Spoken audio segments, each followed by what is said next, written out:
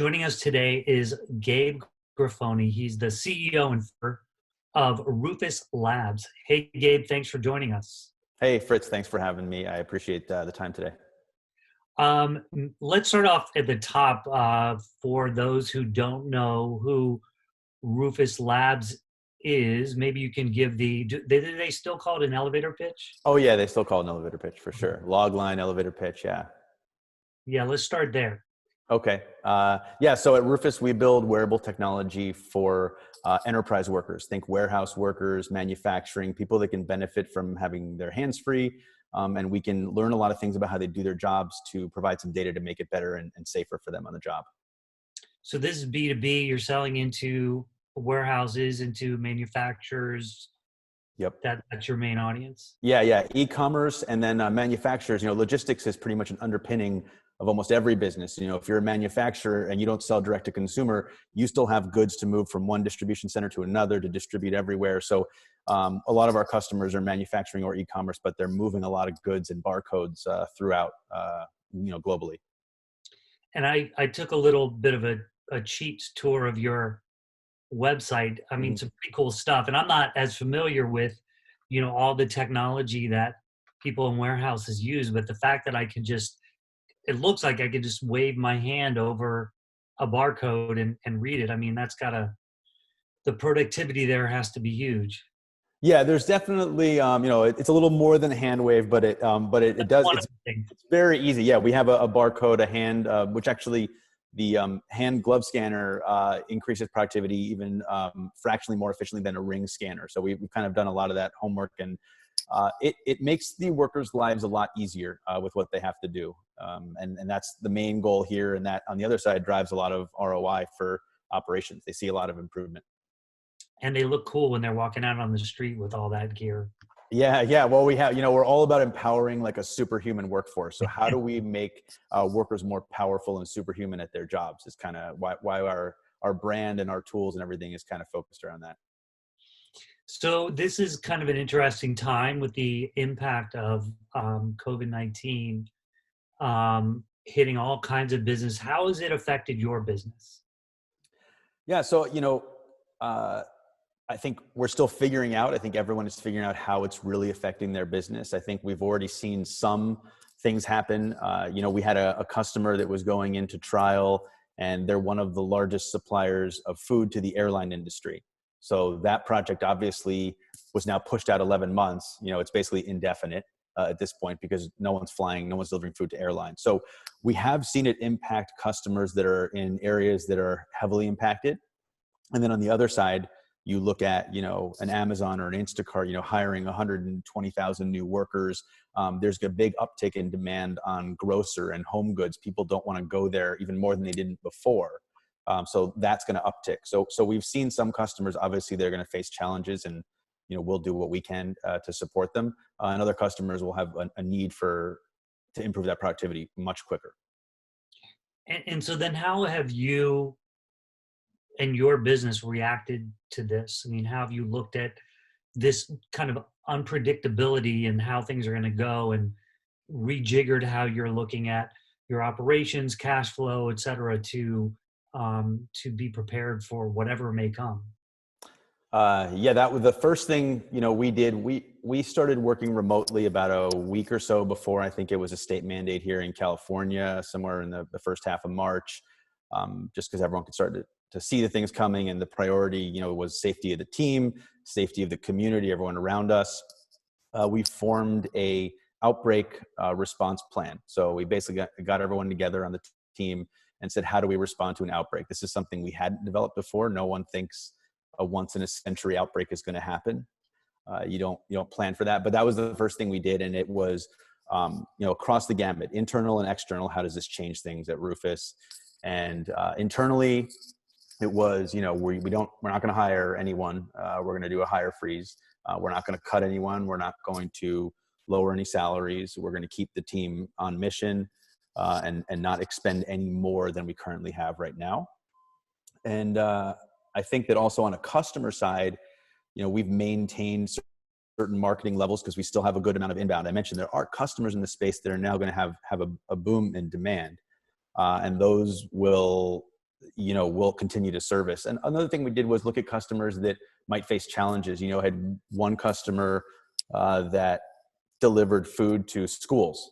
So obviously they're affected too, but we thought, how can we help customers that in the future may still have to do these things, but it may be a while before they get paid, which means it may be a while before we get paid. So we started looking at how do we defer payments and let people either who are on the platform now or join on if they're affected by this, essentially work for free now with our tools so they can get those goods out faster. We work with a biomed company. If we can get supplies that are actively involved in helping fight, COVID-19 out the door faster, we'll do whatever we can to help. So it's a lot of things went on in that discussion, and it continues to go on. Sure. Yeah, that's where we're finding that it's almost a weekly conversation. What can we do now? How can we extend the runway and so forth? I'm wondering, you're obviously manufacturing a lot of this technology as well. How has your supply chain been affected? I'd say most of our tech is built here in the States. And we have inventory here right now of a quantity that at least will hold us over for a bit. So it hasn't really, we haven't seen the impact of that yet. We have always kept a pulse on parts, in the supply chain space for us with electronic parts. There's a lot of end of life. There's a lot of, some parts might take 12 weeks to get. So we're always kind of thinking, 4 months out in advance on supply chain.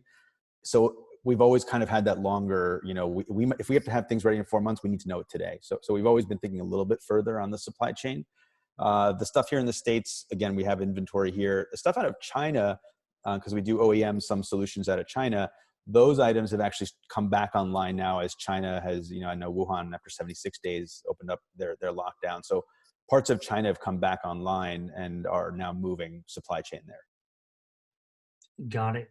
And so as you see the business fluctuate, some people doing good, some people doing bad, or just not doing as well, I guess is maybe a better way to put it.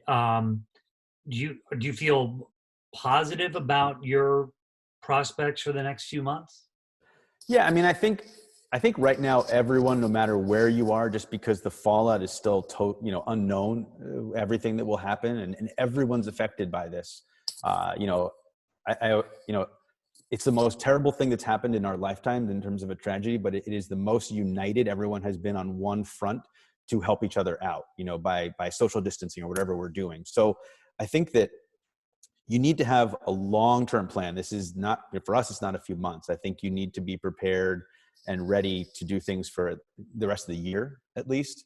I think, there's always the risk of coming back too soon and having another kind of outbreak. So, I think that we've prepared for a long runway to kind of ride out the storm. And I think everyone has to prepare for it, whether you're doing okay right now or not. I talked to someone this morning who's in a business totally unrelated to things you may even think are affected, and their business is fine, but they're now concerned with their customers' ability to pay them. So it will have ripples everywhere. Yeah, and speaking of runways, you're still relatively new startup, around for a few years, but still in that startup phase. And we've heard some people talk about having a long runway if they're startups. So since you said you have a runway, how have you built that, especially from a funding standpoint? I think, we do have a long runway right now. We've revamped the budget, everything. Part of that planning was, where do we trim any fat? Where do we not make any hires? whatever that can be. And we did that in combination with, looking at SBA, the PPP, production payment plan loan and stuff like that. So we've got over a year of runway now. And I think that was really critical to be able to close some funding earlier on to give us that runway. It was not intended to be that long of a runway. We were looking at closing more so that we could ramp up. We've shifted that. I think after the summer, there may be some funds that are still going to be active and moving. I think right now everyone's in a weird kind of freeze, rightfully so, I think, with not knowing what's going to happen.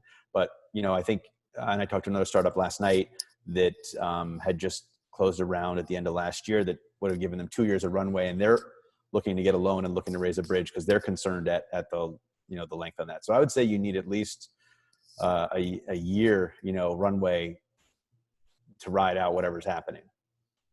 So you have applied for PPP? Well, as much as everyone else has. I mean, I don't know if the PPP application process is quite a nightmare right now. No, I actually want to talk about that. Yeah. So we're starting to talk to companies now who have gone through it. I know I talked to somebody this weekend who was on their third time trying to fill out the application, and they're not a stupid person. So, what was you or your company's experience in doing that? What are your expectations around it? Where are you at in the process? Yeah, so I think a lot of banks are as confused as the people applying for the loans, right? We have two banks that we work with, and one of them had a pre-application email over the weekend that we're still waiting. That was supposed to be Monday, then now Wednesday, potentially today, a response. Another bank took all of the application, which we did do, and then guidance was revised last night about how to calculate things, not using FICA numbers, which our CFO is on a conference call 5 times a day to hear different news about how this is changing. So I think we have all of the information we need, until we get new guidance from the SBA and the federal government, which is happening daily. So as far as we know, we have 2 banks working on this right now. Obviously, we would only go with one, but we're hedging bets at this point because we've had pre-established relationships with both, and that was one of the prerequisites. Before February 15th, I think was the date you had to have an account with them. And we have everything in, and we're just waiting. And I think the banks are waiting. So it's a big waiting game. I talked to someone else today in a nonprofit. He's in the same boat in Colorado, playing that waiting game with his bank. No one really knows kind of what's going on in terms of the government getting the money to the banks and what banks are processing loans. I don't know of anyone who's gotten one successfully processed yet. Do you? I don't. Okay. I'm waiting for that first one. Yeah, I'll let you know if when that happens. Okay. We talked a little bit about the workforce side of this, and I'm wondering both from the workforce side and the customer side, especially because you guys send equipment out, right? And I imagine occasionally have to service it. How are you dealing with safety issues for your own employees, but also for customers receiving your equipment? So right now the lab, I'm in an empty office right now, so no one's been in here for a few weeks. I come down here every once in a while to grab mail and do any kind of work I need to do in here. But so one thing, we keep the office locked down and sterile. No one comes in or out. So everything in here is clean. When we have to ship out devices, which I'm here to do actually today, I've got to prep something. Our VP of engineering is going to guide me through it on the phone. I'll do the engineering work here remotely, wipe it down, package it up. We actually ship now 3-day shipping, which is counterintuitive. We used to ship overnight to our customers. We want time for anything that could be on a surface for 72 hours to potentially decontaminate. The packaging on the outside obviously could be touched by someone, but everything inside should be clean. So there's a lot of steps we've taken along the way, from keeping the building completely locked and clear of any contaminants or people, wiping down what we ship out and shipping it longer time, unless there's a critical need and we let the customer know, hey, we've done this on our end, but make sure you do that on your end if you want to be doubly safe. Definitely has changed. It's slowed down some things for safety. I'm sure, and I'm sure people appreciate that. I'm wondering too, especially with your company being still such a young company, about whether you had plans in place, crisis management, business continuity plans. I mean, obviously, as you've mentioned before, nobody can plan for such a convergence of events like this. But do you have those in place, and is this causing you to rethink some of the aspects of those plans? We didn't have them developed before, and that was part of what we started planning with these more than weekly meetings on kind of the outbreak response as things shift around us. So we've started to develop these protocols, about, I mentioned to you about how we ship out devices. That was part of our plans here. In terms of how we want to run operations, we're lucky in the sense that we're not a service industry where, you need to be in a particular place to do something, except for when we have to ship out equipment. Our engineers can work remotely on code, push everything to servers. We are 100% operational off-site. And it was very quick that we had to make these decisions. So I think we have them in place now, and they change on the regular. Hopefully we never have to use them again. But it may change things in the future too, right? I think a lot of people are going to understand that remote work may work, and maybe it's a few days in, a few days at home. Maybe you have half the workforce in, sometimes half another, depending on social distancing or what you want to do. I think it may change the way people work, going forward for a while. And what about that same kind of outlook on warehouse operations? I mean, Mhm. people are having to rethink how they, working in shifts and keeping people apart. But does it change the future of the warehouse? Not just because there might be another outbreak, but maybe we're learning some things along the way. Mhm. Yeah, I think, I would, I don't know everything that will change, but I would imagine things will change. I don't think any area will be untouched by what happens here, and people will rethink their business, and they'll be doing it for at least the next 12, 18 months or so, until we've got, a vaccine and kind of a clearer path from here. And that's a long time to get used to doing something in a new way that may work out operationally better for you. So I think that, the warehouse, the way I look at it, some things is, customers that used to have one shift, right? Now maybe have two or three with less workers per shift. But if they're busy and in demand, they're going to have more workers, but they're going to need to spread them across more shifts, so they're not packed in one warehouse for a small time. We have customers with small warehouses, and they've told us, we've got 20 people in this, X square foot place. And I can't imagine that today. So I think things will change in that regard. I think automation is still pretty expensive, and a lot of our customers, it was cost prohibitive before. It'll still be cost prohibitive, but I think people will think about it more. What things can I do with these humans and these robots together to minimize the number of humans that have to be doing stuff together? And we may learn this over the next year and a half, like you said, and it may change things going forward, that the new practices we put in place from this. So I think the warehouse will change, but I think it'll hopefully make it safer. Yeah. And again, kind of going back to your company as still relatively a startup, having just gotten some funding. What do you we've read or heard that there's still all that capital sitting out there waiting to be invested once we kind of come out of this. What do you think about the current climate for startups, and where some of that capital might be spent? Uh, I think right now is a really tough time to be raising capital, but I don't think it's the rest of this year. I think the social changes and the world changes will last a little longer, but people will start putting money in places. And I think what industries emerge out of this crisis, and what new businesses find better ways to be more profitable, I think will affect where that money goes. For us, I look at logistics as an area that was already growing rapidly, right? More and more home deliveries, last mile deliveries, warehouses everywhere. No one goes to a store. This just ground that to a halt, going to a store, and boosted this. So for us, I think that, that will be a big area that will, need to focus on, our customers and stuff going forward. And, you know, as a startup, I think that people will be looking for as a startup looking for funds when we're raising again. I think it will be industries like that where people see these shifts even more that will get money into them. It may be more biomed may have a boost for a while, because people will start thinking what other things could hit us that people might solve now. So I think money will still flow out of those places, but I think right now everyone is waiting to see where the chips land. You talked about some of the things that you hope never to have to do again, but we're talking to a lot of companies that, um, they're doing things maybe out of necessity and going, oh, wow, maybe we're going to keep, it's working. Maybe we're going to keep doing this. Is there anything so far that you guys have changed and are doing that you think, wow, this could become part of our future strategy? Uh, yeah, I think that totally will happen here and everywhere else. And when I meant earlier, I hope we never have to do it again, in the sense that like there's a reason like this to have to do it.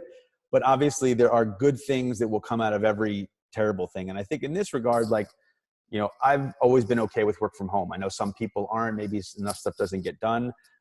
If people are on mission, they're going to get stuff done. So I think for us, maybe going forward, having more days where people don't have to commute in, right? I see that, there was an article yesterday, I think I saw, about the pollution levels in Los Angeles, how drastically they've changed since this. And I saw one about India, where certain levels of pollutants dropped 70 to 75% since the lockdown. So I think as a society, if we say, hey, we can work 3 days in, 2 days off, people don't have to drive in, they don't have to spend an hour in the car where they can't do anything, they don't pollute as much. Those are good things that come out of this and that I'd be okay implementing. And I think the team would probably love too. So I think we will have some of those that I can see as one, coming out of it where we're not here 5 days a week. Great. Well, Gabe, thank you. Stay safe there in your lonely environment, and best of luck during these times. Awesome. Thank you. And you too. I hope that your family and everyone around you is safe. And thanks for the opportunity again today to talk.